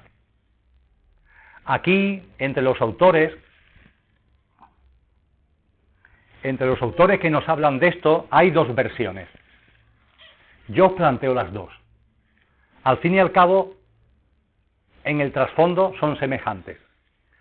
hay quien mantiene la idea de que el alma, habida cuenta de su frecuencia vibracional, de sus cualidades, cuando aquí vives experiencias de baja frecuencia, el alma no las recoge. No tiene capacidad de recogerlo porque no las computa. ¿Se entiende este término, verdad? Son frecuencias vibracionales de comportamiento, de conductas, de experiencias egoicas, si queréis la denominamos también de maldad, y eso, nuestra dimensión álmica, que es bondad, nuestra dimensión álmica que está llena de maravillosas cualidades, no las computa. Es como si no se hubiera vivido. Claro, si tu vida te la pasas con comportamientos egoicos, la rentabilidad que obtiene el alma, pues cero cartón, porque esas experiencias no le sirven para nada, porque no las computa. Hay quien dice, dentro de la teosofía es la opinión predominante, hay quien dice, no, sí las computa. Son experiencias, y son experiencias en conciencia, y aunque sean de baja gama, las computa. Ahora bien, no las computa de la misma manera que las de alta gama.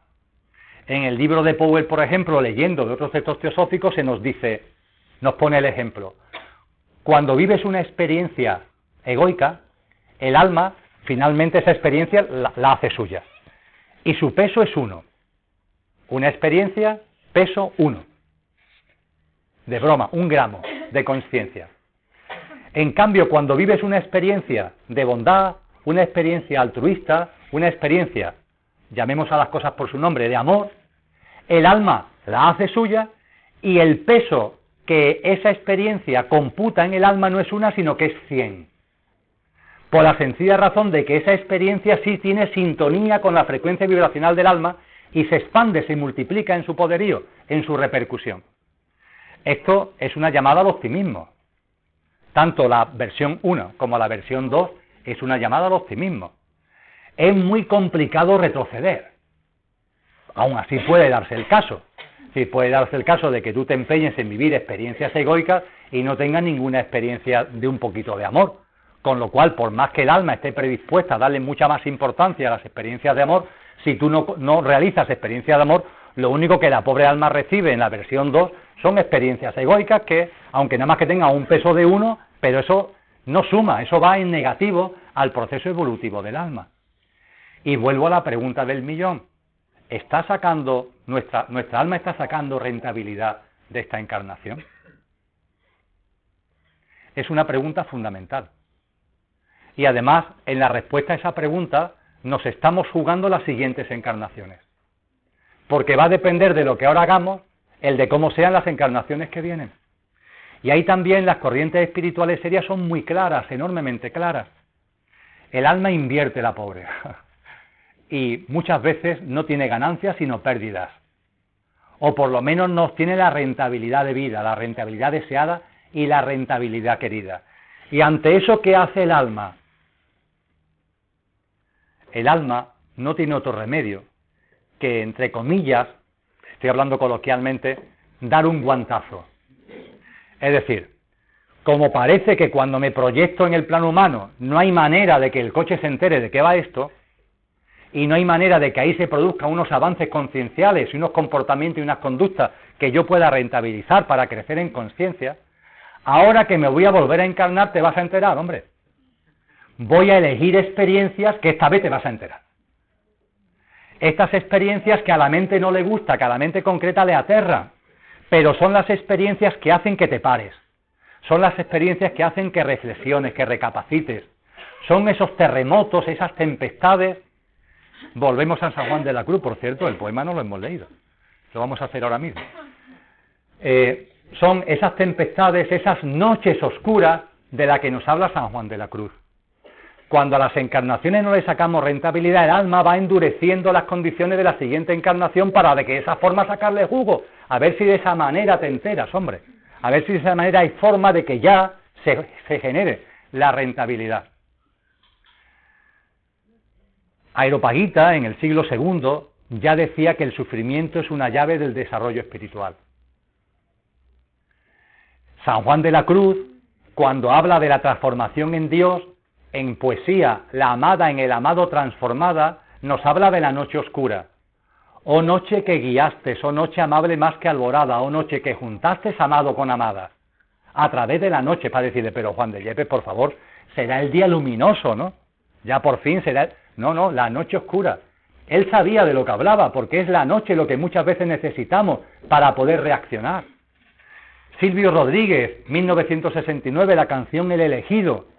Ese ser de otro mundo que va de planeta en planeta y en un momento determinado decide bajar a la guerra, quise decir a la tierra, que cuenta la canción. Y como es el elegido, él se da cuenta de lo que a nosotros nos cuesta tanto darnos cuenta. Él se da cuenta de que aquí lo terrible se aprende enseguida y lo hermoso cuesta la vida. Lo terrible se aprende enseguida y lo hermoso cuesta la vida. Y el alma tiene que tomar ese tipo de elección de experiencias para ver si de esa manera ya de una vez empieza a obtener la rentabilidad que necesita para crecer en conciencia y para evolucionar en autoconsciencia. Por tanto, en esta encarnación también nos estamos jugando las siguientes encarnaciones, porque si en esta encarnación el alma no solamente no obtiene pérdidas, sino que obtiene ganancias, el alma ya entra en un sendero, entra en una dinámica que le permite que en la siguiente encarnación vivamos experiencias que no son de noches oscuras, que no son de sufrimiento, son ya experiencias, vamos a llamarles así, más light, más normales, donde seguimos evolucionando en conciencia, pero sin necesidad de esos aspectos traumáticos. No lo olvidemos, a esta encarnación hay que sacarle jugo. Cada uno es cada uno y tiene sus caunas. Hay mucha gente que cuando llega allí dirá, pues vaya tela, ¿para qué me ha servido esto? Venga, pues otra vez para acá. Y a lo mejor endureciendo las condiciones. Pero nosotros, que empezamos ya a darnos cuenta, por favor, vamos a sacarle jugo a esta encarnación. Nos estamos jugando la rentabilidad de la inversión del alma en el aquí y ahora. Y nos estamos jugando también el formato de nuestra siguiente encarnación. Así que a partir de ahí, vosotros mismos. Vamos a permitir ahora, que no lo he dicho hasta ahora porque no le debo tiempo, que Rosa del Alba suba al estrado y para despedirnos nos lea un poema que ha compuesto en honor de todos nosotros.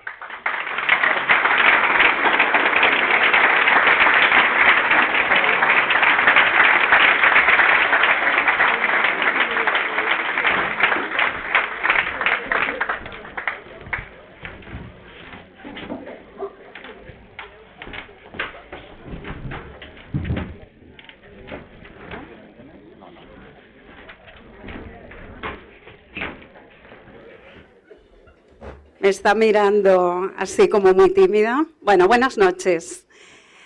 Muchísimas gracias, Emilio. Muchísimas gracias a Martín Villaverde y todo el equipo. Y muchísimas gracias a todos vosotros. Quiero aquí a Lola. Bueno, es lo que hay. A ver, poneros a mi ladito. A ver, se ha hablado de los deseos, de esos de alta gama. Yo cuando Emilio estaba diciendo esto pensaba en los poetas que nos han antecedido y la verdad, hoy vamos a hacer aquí un mix entre los tres y después os diré la sorpresa que hay. Nos vamos a embriagar primero de Rumi.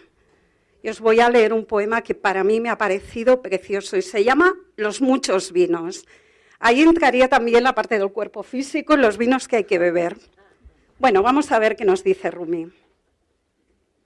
Dice, Dios nos ha dado un vino oscuro tan potente que al beberlo abandonamos los dos mundos. Existen miles de vinos que pueden asumir el control de nuestra mente. No os creáis que todos los éxtasis son iguales.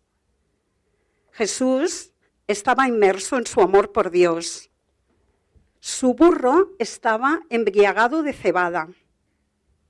Bebe de la compañía de los santos y no de otras jarras.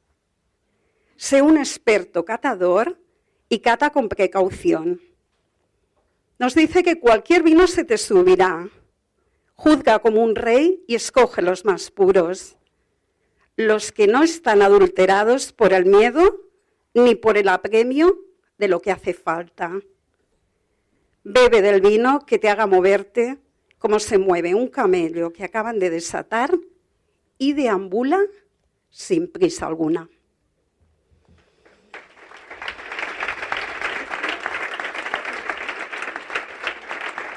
Lo que sigue se lo voy a dedicar especialmente a Eulalia, no sé dónde está por allí, por el fondo. Me ha encantado muchísimo cuando has dicho somos los místicos, pues ahí va, y para todos, indudablemente, San Juan de la Cruz, como no podía ser de otra manera. Y dice, hablando de los vinos, seguimos. A zaga de tu huella, los jóvenes discurren el camino. A toque de centella, al adobado vino, emisiones de bálsamo divino. En el interior de la bodega de mi amado bebí, y cuando salía por toda aquesta vega, ya cosa no sabía, y el ganado perdí que antes seguía. Allí me dio su pecho, allí me enseñó ciencia muy sabrosa, y yo le di de hecho, a mí sin dejar cosa. Allí le prometí de ser su esposa. Entonces Rosa del Alba hace algo y dice, bueno, Rosa del Alba, que soy yo por lo visto. Alguien me dijo, no hables de ti en tercera persona. Bien, la música secreta sonaba cuando los amantes se fundían y como regalo del cielo, suave lluvia descendía. Emilio y Lola ya son río y son pasión, ya son el cauce del cielo y son fuente de inspiración. Son la savia de aquel árbol, los labios del Creador y la llama de amor viva que no se apagará jamás. Son inmensa sencillez y buen bocado de pan. Son música y comprensión. Son los hijos de la tierra que un buen arcángel nombró. Y entonces, entre los tres hemos compuesto un poema, entre Rumi, San Juan de la Cruz y Rosa María, hemos compuesto un poema para esta pareja y yo se lo quiero dedicar porque es que, bueno, estoy súper orgullosa de que estén aquí y de esta unión tan bonita. Y bueno, vamos a empezar con lo que decía Rumi, ¿eh? ¿Rumi o Rumi? Rumi. Rumi. Y dice, el Pléyades lleno de bondad no teme a los enamorados en libra. El cielo es astrolabio y la realidad es amor. Si el sol no estuviera enamorado no tendríamos luz. Sé un amante como ellos y así conocerás a tu amado. Y esta noche, nunca mejor dicho, es una noche de unión estelar y despliegue. Despliegue porque la novia, Lola, se aproxima desde los cielos en forma de luna llena. Venus no se resiste a las melodías encantadoras. Y entonces ahí voy con lo que digo yo. Le digo, Emilio, eres puro espíritu benefactor del cielo en la tierra, melodía de sinfónica unidad, idílico sueño para Lola que te observa plena de gozo. Loado estás por tu amada, indivisible creación estelar, onírico y verso de ángeles sois y certero, perdona. Lola, bendecida estás por el Creador de los cielos, ola de amoroso mar. Lee en los labios de tu amado el único verbo, el único, no hay más verbo, que es el verbo amar. Y bueno, San Juan de la Cruz concluye todo esto y ya os dice, entrádase a la esposa en el ameno huerto deseado, y a su sabor reposa el cuello reclinado sobre los dulces brazos del amado.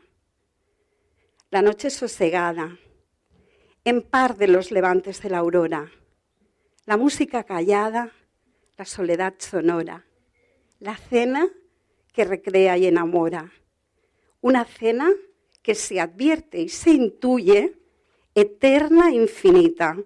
Bueno, esto lo decimos los tres, Rumi, San Juan de la Cruz y Rosa. Y con todo mi amor ahí ha sido lanzado para vosotros.